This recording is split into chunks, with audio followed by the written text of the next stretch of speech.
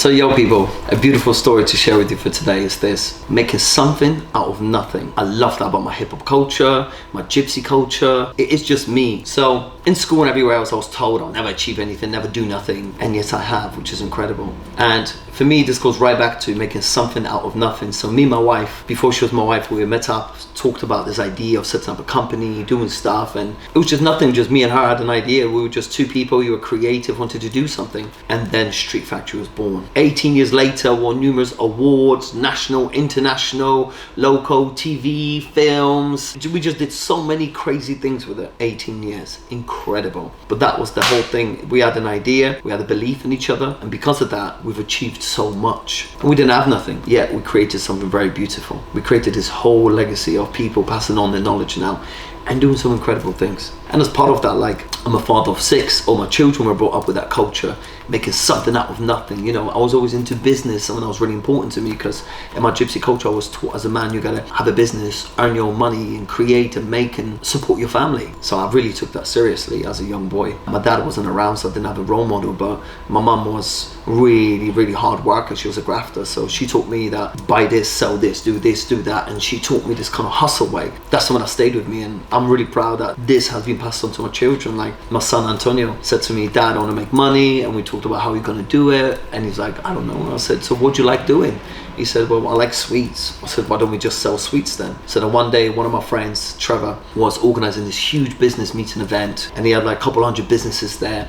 So I said to Trevor, "Is it cool if my son comes in and sells his sweets?" You see, when, yeah, this is about businesses, it's about supporting local business. So he is a young local business. The kid is only 12. So he came in on the day, created like sweet cones and everything. He had a card reader, and it was so funny because people were like, "Do you take card?" He went, "Yeah, I'm ready." And he's only 12. Do you know what I mean? It was so cool.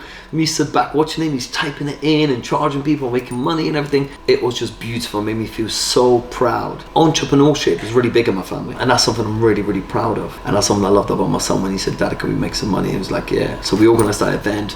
He went to the event, made loads of money, had a brilliant time. And then what's the cool thing, what he's done with it? So with that first money, he went and bought something for his mum, bought her like a little treat thing, bought me something, which was really cool. He said, "Dad, I'm taking you out." I said, "What? What do you mean taking me out?" I said, "Dad, we're gonna go out some to eat." I was like, "Oh cool, where are we going?" Pizza Hut. So he paid for everything and he felt so proud. But for me, the biggest thing in this whole story was he remembered to say thank you.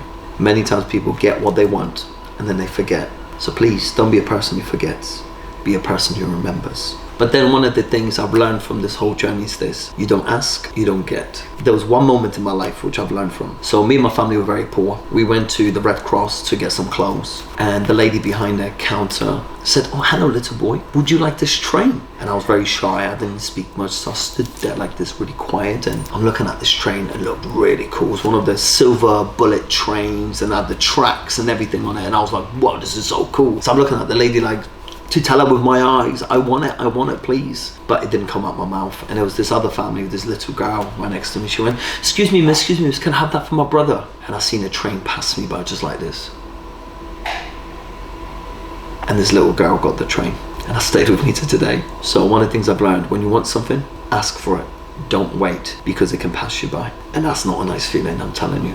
Get up and do it today. You want to do something? Just start. Whatever that is. What's stopping you? Start little and build your way to the grand thing, because that's what I did with everything I ever did. So even this is how you watch the video today. I have got LJ right behind the camera. Me and LJ we started with the little things, the basic things, and then we built it and built it and built it, and this is where we are today, and that's why you're watching this video. Everything starts somewhere, and you got to start with nothing sometimes, and sometimes that's the coolest way to start, just with an idea. See what happens in life, but don't let the train pass you, because it passed me.